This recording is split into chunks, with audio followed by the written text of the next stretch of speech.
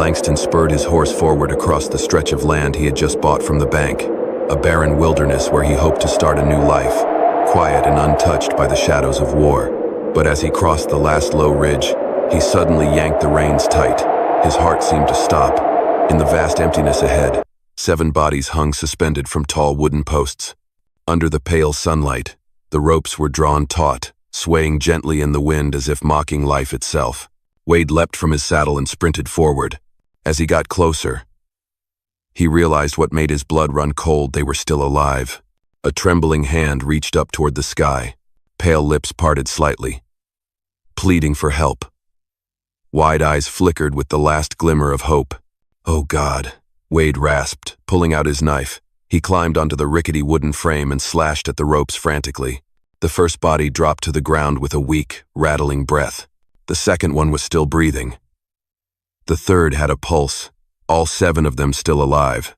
As he cut the final rope, an Apache woman opened her eyes and looked up at him, her cracked lips trembling into a whisper. "They have not won yet." Wade knelt beside the nearest woman, his hand trembling as he pressed his ear close to her mouth. Her breath was faint, like a flame flickering in the wind, but it was still there. He quickly loosened the rope around each of their necks, checked their pulses, then lifted their limp bodies one by one onto his wagon. There was no time to think. No time to be afraid. Only one truth remained. If he hesitated, those 7 lives would vanish forever. The journey back to the ranch felt longer than any day before. Cold wind bit at his face. Red dust coated his clothes, and the faint moans from the back of the wagon squeezed his heart with every mile. By the time he arrived, Wade was no longer just a rancher checking on his land. He had become the bearer of 7 souls caught between life and death. He lit a fire, boiled water, and tore cloth into makeshift bandages. His hands, once familiar with holding a rifle, now fumbled as they touched the bruises on their necks, wiping the dried blood from their bound wrists. Some remained unconscious, others twitched slightly as the warmth began to return to their bodies. "Hang on. You are going to live," Wade murmured, unsure if he was speaking to them or to himself. As the sun dipped behind the mountains, their breathing began to steady. A young woman with long black hair opened her eyes first. Those eyes, deep, sorrowful, and filled with pain, rested on Wade's face. "Who are you?" she asked, her voice hoarse like wind through a canyon. "I am the new owner of that land," Wade replied. "What happened to you?" She did not answer right away. Instead, she tried to sit up, her gaze falling to the scratches on her wrist. Tears spilled silently as she spoke. They wanted to teach the world a lesson, that Apache women are not allowed to stand up against them. Wade was stunned. He did not need to hear more to understand. The bruises, the ropes, the shame in their eyes all told the story more clearly than any words could. "Who are they?" he asked, his voice growing lower. "The bank, the railroad company, and the proud men in tall hats who think our lives are worth nothing." The room fell into silence. Only the crackling fire and faint breathing could be heard. But inside Wade, another fire had begun to burn, not of pity, but of fury. He did not know exactly what he was stepping into. But one thing he knew for sure. They had survived for a reason. And that reason was now his responsibility. On the second night after their rescue, the fire crackled inside the small wooden cabin. 7 Apache women sat huddled around the stove, hand-woven blankets worn and frayed at the edges draped over their shoulders. Outside, icy wind swept across the empty land. Inside, the silence was heavy. They had remained quiet for days. But now, the truth needed to be spoken. Naira, the eldest, with eyes as dark and deep as the desert night, was the one to speak for them all. Her voice was hoarse, but every word dropped like a stone. "We are not criminals. We are daughters of this land." The story began generations ago. Their ancestors had lived on this land long before borders ever existed. In the year 1851, the tribe signed a treaty with the government, recognizing the land of Red Mesa as their traditional and non-transferable territory. They built homes, planted crops, raised livestock, and lived in peace until the white settlers began arriving in search of silver and railroad routes. They came with papers and smiles, Naira said, her eyes fixed on the flames. But when we refused to sell, the smiles vanished. Frontier Bank and the railroad company began their campaign. They declared the treaty no longer valid, hired gunmen to raid their cattle pens, poisoned their water supply, and burned dozens of huts to force the tribe off the land.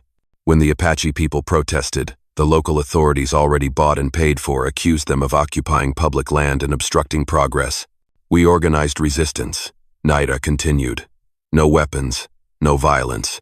We built fences around our ancestral land, raised the tribal flag, and sent letters requesting meetings with officials, but they never responded. Instead, they sent soldiers. One night, before the moon had even risen, soldiers and hired guns surrounded the village. They seized every adult woman, exactly 7 of them, dragging them from their homes in the dark. There was no trial, no official charge, only whips, laughter, and the sentence. Rebels will hang.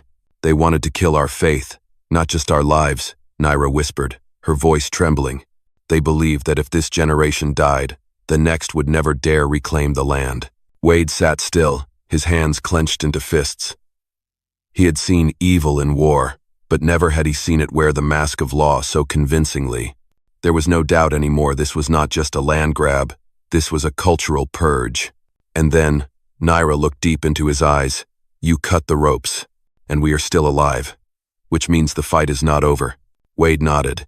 In the flickering firelight, his eyes gleamed like tempered steel. No, it has only just begun. From that night on, Wade's small cabin was no longer just a temporary shelter. It became a base, a fortress, a command post for a war of justice that none of them had ever imagined would return. Wade began investigating the way a man trained by the military would quietly, patiently, and methodically. He rode into the nearest town, listened to stories in saloons, asked questions at the sheriff's office and the printing press. And the deeper he dug, the more everything reeked of deception. At the heart of it all was Frontier Bank, the very bank that had sold the land to investors from Chicago, New York, and San Francisco. But there was something strange. These contracts had been signed over 20 years ago, even before the government declared the area as unclaimed, and most of the signatures supposedly representing the Apache people were forged. They forged history, Wade muttered as he scanned the stack of documents Tala had brought back after sneaking into the bank's lawyer's office. They didn't just steal the land, they built a whole story to justify the theft. But the most chilling evidence came in a thin envelope secretly delivered to Wade by Clarabelle, the youngest daughter of a nearby settler family. Inside was an internal memo between Frontier Bank and the railroad company. When the trade route crosses Red Mesa, land value will increase 20-fold. Indigenous relocation must be completed before Q4 of this year. No court needed. Sheriff has been fully compensated. Wade laid the letter on the table. The room fell silent. The eyes of the Apache women bore into the page, as if they could set it ablaze with their fury. They want to wipe out the entire tribe, Naira said, her voice barely above a whisper. Not for land, but to erase our very existence. Then we will show the world that they cannot. Wade replied, his eyes burning bright. But to do that, we need the one thing they fear the most. The truth. They began gathering everything they could. A copy of the 1,851 treaty Tala had kept, testimonies from settlers who witnessed the arrests, and a list of illegal land transactions carried out by Frontier Bank. Alun and Roya visited every farmstead, convincing villagers to sign a petition of protest. Sana and Takina searched for surviving Apache elders to provide their testimony. Piece by piece, the puzzle came together. And the picture was clear. This was not just land theft. It was a crime orchestrated by corrupt officials. Marshal Davidson in Tucson, Wade said, pulling out a letter the marshal had once sent him during the war. He is the only man I trust. If we get him the evidence, the federal government will have to step in. Naira looked at him for a long moment, then nodded. In her eyes was no longer the suspicion of someone betrayed, but the unshakable trust of a warrior. We will not run anymore, she said. We will stand, and this time, we will not fall. I am truly grateful for your presence here. If this story reminded you of the old days, those dusty evenings, the sound of hooves echoing in your chest, consider subscribing to my channel. so that each day we can sit together once more, and I will share with you another story from the Wild West. Since the night they decided not to run anymore, the atmosphere at the ranch had completely changed. It was no longer a shelter for 7 survivors, it had become the headquarters of a quiet rebellion. Wade drew a detailed map of Red Mesa across the old wooden table, marking every key location. The office of Frontier Bank, the County Land Records Archive, the post office where transaction documents pass through, and the grand house of Harrison, the bank manager, the man pulling all the strings from the shadows. We cannot just hold the evidence. We have to bring it into the light, Wade said, his eyes sharp as blades. If we send everything to the federal authorities, they will try to intercept it before it gets there. But if we make the truth public, if the whole town sees it, then no one can silence everyone. Naira nodded. We will make them fear the light more than they fear a bullet. The plan was divided into 3 parts. Takina and Roya would infiltrate the county records warehouse, the place that held the original land titles, to retrieve the authentic documents the bank had been forging. Tala and Sana would approach the local printing press, where the weekly paper Arizona Chronicle was published, and try to persuade the editor to print the truth. Meanwhile, Wade and Naira would break into the Frontier Bank office to retrieve the one thing everyone needed most, the black ledger evidence of bribes and illegal deals. That night, the sky was moonless. Cold wind swept across the Badlands, as if warning of a storm to come. Takina and Roya moved like shadows through the darkness, slipping past the fence around the records building and picking the lock with a slender wire. Inside, hundreds of papers lay in stacks, and among them were land sale documents bearing forged signatures from Apache elders who had been dead for decades. At the same time, Tala and Sana stepped through the back door of the press office. Old editor Mikhail, a man who once owed his life to the tribe, looked over the documents and sighed. This town's going to blow up over this, but yes, it is time. Wade and Naira faced the most dangerous task. The Frontier office was guarded by hired guns. Wade disabled them with military precision, while Naira tore through Harrison's desk. In a hidden drawer, they found what they had all hoped for, a leather-bound notebook, filled with dates, names of those bribed, and amounts paid. With this, they cannot escape, Wade said, his voice low. Before leaving, he placed a small piece of paper on Harrison's desk. It carried only 4 words: "We are still alive." By sunrise, the entire group had returned to the ranch. The evidence lay spread across the table, each page a blade in the heart of the conspiracy. They knew the fight was far from over, but for the first time, the balance of power had shifted toward justice. They hung us to silence us, Naira said, her eyes fixed firmly on the rising Sunday. But now, it is they who will hang by the truth. News of the stolen documents and the plan to make the evidence public spread faster than they had expected. By noon the next day, Harrison received word from an informant at the printing press. His eyes darkened. "They want to drag everything into the light?" he growled. "Fine. Then they will not live long enough to do it." That night, under a thin crescent moon hanging over the Arizona desert, the air at Wade's ranch grew thick with tension. The wind fell still, the horses refused to settle, and all 7 Apache women could feel it. Something was coming. "They will probably come tonight," Wade said, checking the barrel of his old but reliable Winchester rifle. "And we are not running." They took positions around the ranch. Takina and Sana climbed onto the roof of the livestock shed with bows and pistols. Roya and Alun hid behind the hay wagon. Tala and Naira built a wooden barricade as the first line of defense. Wade, a man who had fought on the front lines, stood at the main gate because he knew that was where the enemy would strike first. And then they came more than a dozen hired guns, led by Harrison and a stranger in a black coat. Jonathan Kessler, the man who had funded the takeover of Red Mesa. "Langston," Harrison shouted, his voice slicing through the night like a blade. "Hand over those red-skinned savages and the documents, and you might live." Wade let out a cold laugh, his voice like steel. "We are not handing anyone over. And we are not afraid to die anymore." The first gunshots cracked like thunder. The ranch erupted into a battlefield. Takina dropped 2 men from the rooftop with her first shots. Sana burst from the shadows, firing a round that struck a man trying to set the barn ablaze. Alun hurled a lantern, igniting a wall of fire that blocked the entrance. Each of them fought not just to survive, but to reclaim their right to exist. Harrison took a bullet to the thigh and screamed for an all-out assault. But Wade, with the instincts of a man who had once fought where bullets fell thicker than rain, led the counterattack. He shot with precision, reloaded with lightning speed, and for a brief moment, the war returned to him, not to conquer this time, but to protect. The battle raged through the night. When dawn finally broke, smoke still lingered in the air, and the ground around the ranch was soaked with blood. 3 men had been captured alive, the rest fled in chaos. Harrison lay sprawled in the dirt, while Kessler was pinned to the ground by Naira tied with the same kind of rope they had once been hung with. "How does it feel to be on the other end of the noose?" she asked, her voice cold as the desert stone. Wade stepped forward, looking down at the man behind it all, his gaze steady and calm. "Justice does not kill in the dark, it brings them into the light." 3 days after the bloody battle, the fields of Red Mesa lay under an eerie stillness.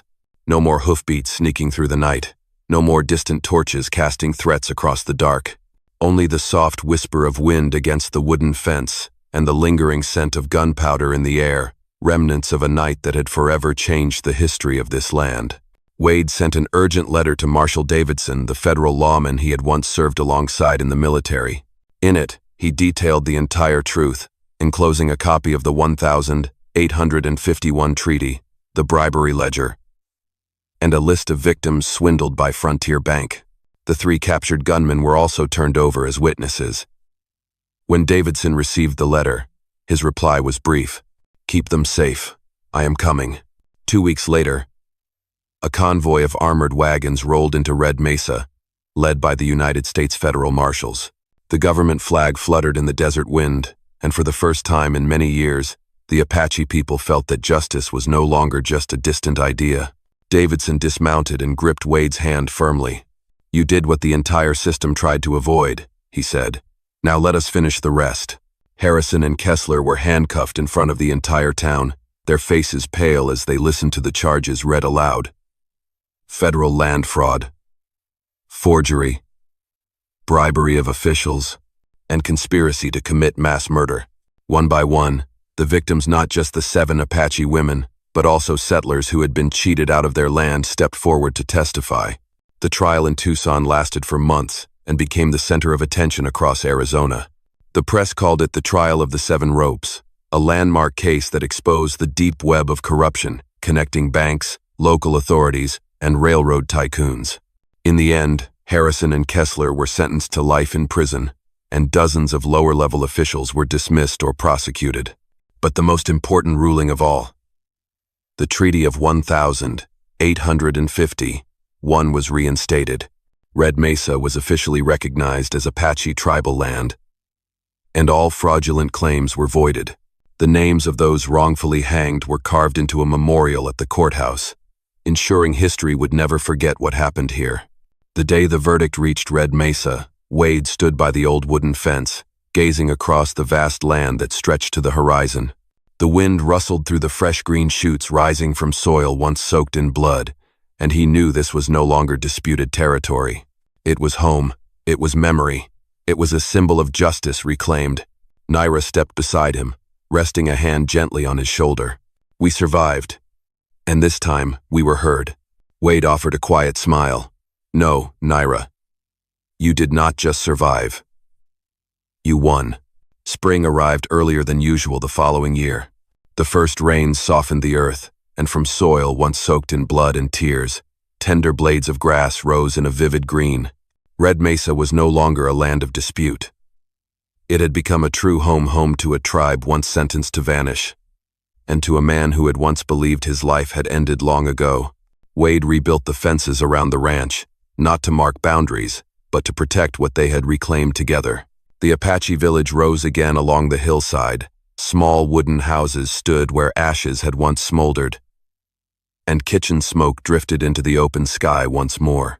Children laughed by the creek. Women wove blankets beneath the oak tree, the very tree where 7 had once hung, now transformed into a symbol of survival. That was how a new life began. Wade and those 7 women were no longer the rescuer and the rescued. They were family, They worked together, ate together, and each evening, when the horizon turned crimson with sunset, they would gather around the fire to tell the children the story of the 7 ropes, a story no one was allowed to forget. One afternoon, as the golden light stretched across the grass, Naira found Wade by the horse stables. She was no longer the woman with fire in her eyes. Her gaze had softened, grown deeper, as if the desert itself had begun to bloom. "Do you ever think this was all written by fate?" she asked. Wade paused, looking at her for a long moment before smiling. "I used to think fate was something we could not change. Now I know. It is something